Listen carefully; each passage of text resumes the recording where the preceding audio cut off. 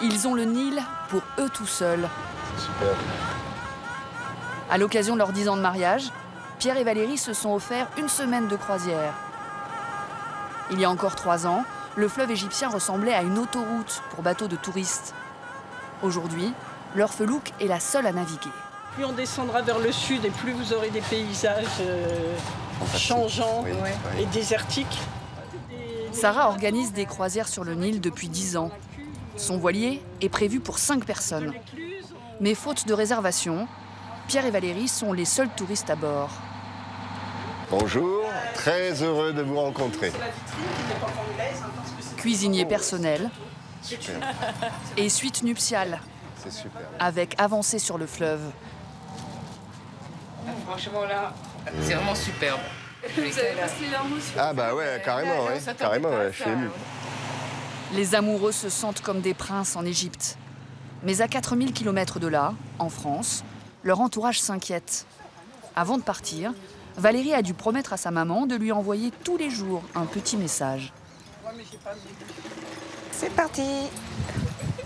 Voilà, pour les rassurer. De quoi elle a peur, votre maman? Des enlèvements, des pirates du Nil, parce que ça m'en a parlé aussi, qu'il m'arrive quelque chose, que je sois prise en otage, ou des choses que j'imagine même pas, quoi. Mais elle se fait une montagne, vu ce qu'elle a entendu aux informations. Elle n'est pas rassurée, quoi. Ce que la maman de Valérie voit à la télé depuis 3 ans, ce sont ces images d'émeutes sur la place Tahrir, au Caire. En août dernier, l'armée a réprimé dans le sang la révolte des frères musulmans. Bilan, 1000 morts en une semaine. Depuis, la France déconseille aux touristes de se rendre dans de nombreuses régions d'Égypte, notamment à Luxor. Ici, pourtant, il n'y a eu aucun incident pendant la Révolution, à part quelques manifestations pacifiques. Mais les images des émeutes ont fait des dégâts jusque sur les rivages du Nil. Toutes ces dahabiyas sont à quai parce qu'elles n'ont pas de croisière. Il y a des dahabiyas qui sont arrêtés depuis à peu près 1 an, 2 ans. Des centaines de bateaux, tous à l'arrêt. Des plus gros paquebots de croisière jusqu'aux différents voiliers de Sarah. On espérait beaucoup de la Toussaint. Normalement, à la Toussaint, nos 5 bateaux naviguent pendant 2-3 semaines d'affilée. Mais cette année, on n'a rien eu. On n'a rien eu à la Toussaint. Pour l'industrie du tourisme, la Révolution est un naufrage qui fait plonger tout le pays.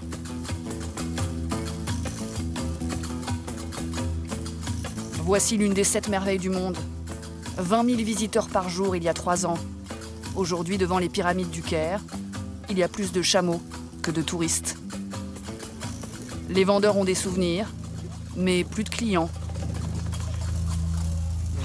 Cette petite fille nous a vus arriver de loin. Elles vous plaisent? Bon prix. $1 pour 10 cartes. J'arrive pas à les vendre. Quand est-ce que tu en as vendu pour la dernière fois? Il y a 2 jours. Il n'y a plus de touristes nulle part. En Égypte, 1/4 de la population vit grâce aux touristes. 15 millions de visiteurs en 2010, 2 fois moins aujourd'hui. Mais pour les amoureux de l'Antiquité, c'est une chance unique de découvrir des sites déserts.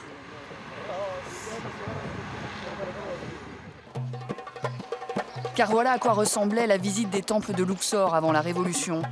Une foule de Français, Russes, Allemands, piétinant les allées d'un site vieux de 4000 ans. 16 000 visiteurs par jour. Aujourd'hui, Pierre et Valérie respirent. Ce matin-là, il n'y a que 4 touristes. Ça fait tout drôle. J'ai l'impression que c'est une visite privée. Qu'on a ouvert le temple exprès pour vous. Exactement. C'est pas désagréable. C'est extraordinaire, c'est inimaginable. Quoi. Ben ouais. Je pensais vraiment pas qu'on serait les Rien que seuls. pour nous tout seuls, j'y crois pas. Le temple était protégé par 3 choses. Le sphinx, la façade et le mur.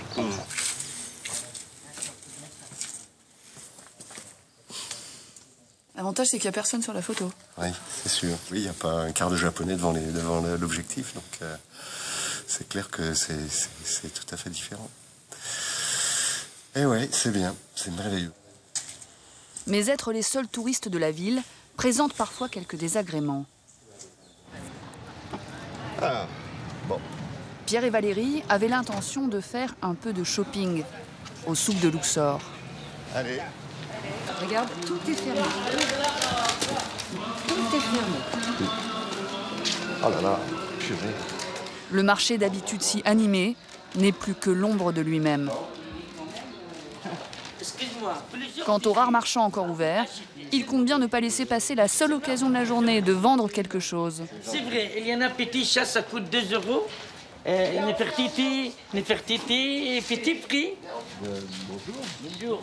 Barnett. Les amis, vous pouvez juste regarder. Rentrez, viens. On va voir si on trouve les babouches. Par exemple, une tue comme ça, on va les comme ça. Valérie va trouver son bonheur.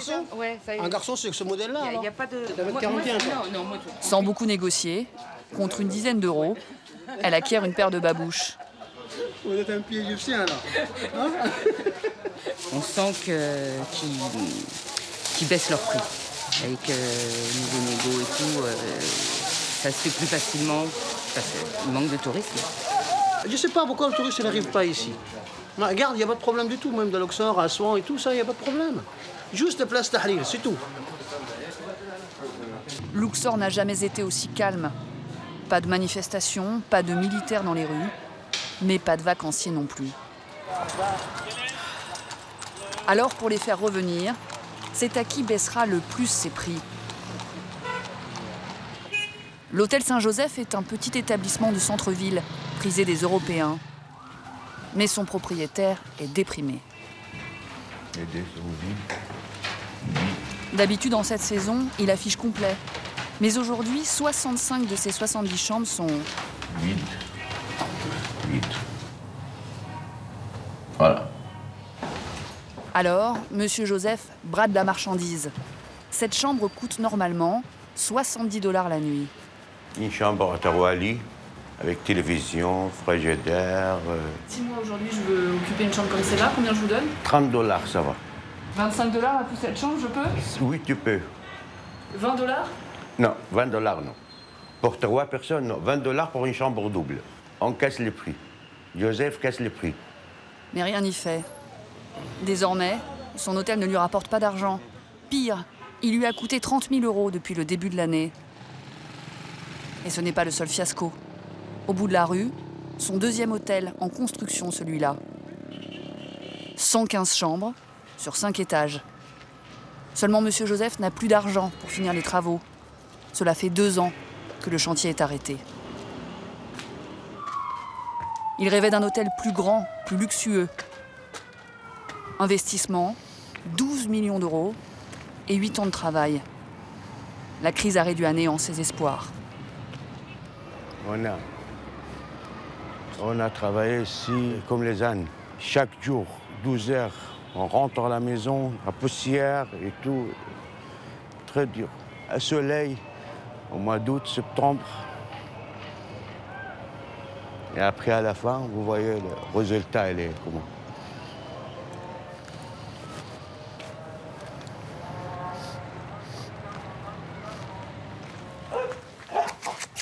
À Luxor, en période de crise, il n'y a pas que des hôtels à vendre.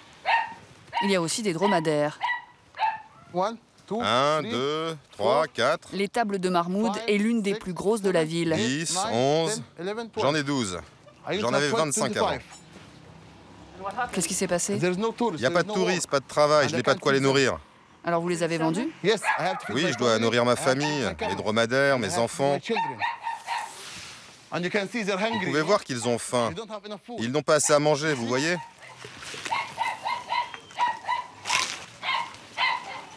Ils mangeaient plus avant? Oui, bien sûr, il n'y a pas de comparaison. Si j'achète de la nourriture, un paquet comme ça, c'est une livre égyptienne. Et un dromadaire en a besoin d'au moins 15 par repas. Ça me rend triste. J'aimerais pouvoir bien les nourrir, mais je ne peux pas. Tant bien que mal, Mahmoud essaye de maintenir ses bêtes en bonne santé. Mais dans le quartier, d'autres propriétaires n'arrivent plus à nourrir leurs dromadaires. Ici aussi, il y a des dromadaires. Vous voyez, ils sont vraiment très maigres. Ils sont encore plus maigres que les vôtres. Oui, bien sûr. Les animaux sont squelettiques. La bosse qui contient d'habitude leur réserve de graisse a complètement fondu. Ces dromadaires ne tiendront pas très longtemps avec un tel régime.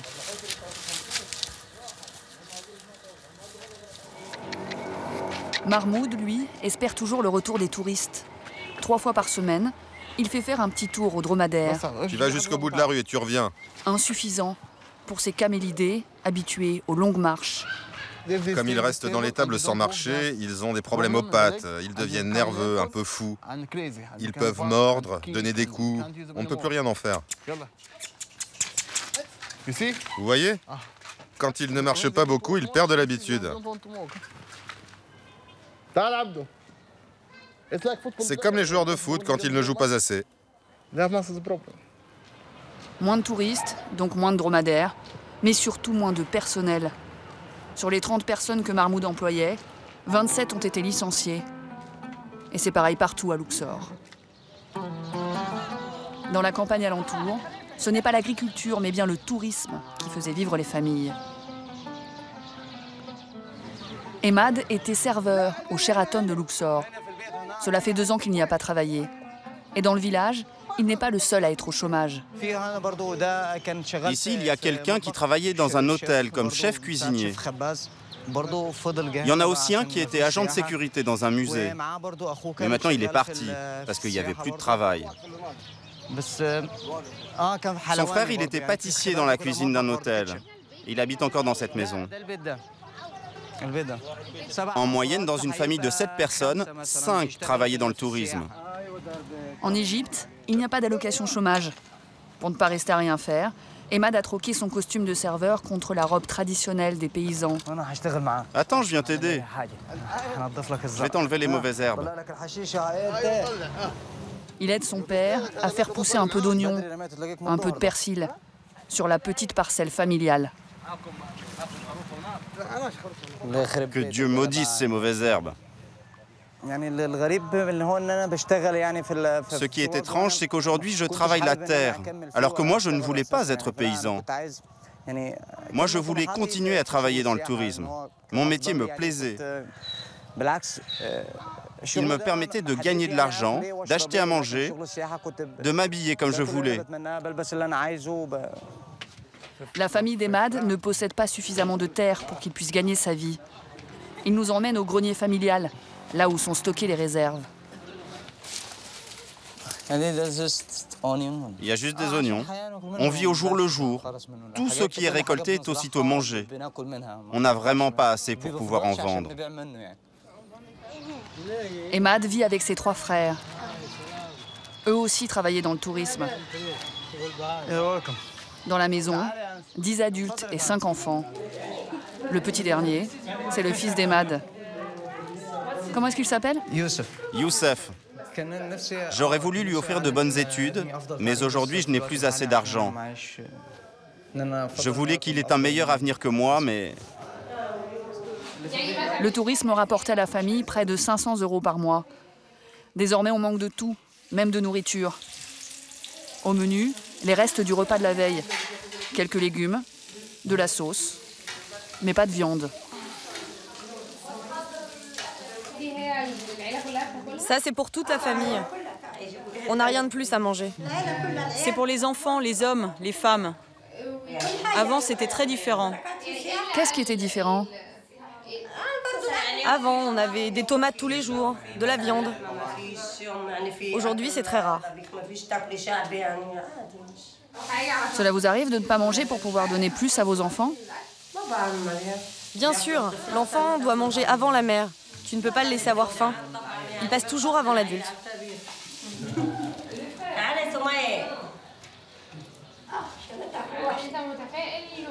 Vous pensez que vous allez pouvoir tenir encore longtemps comme ça?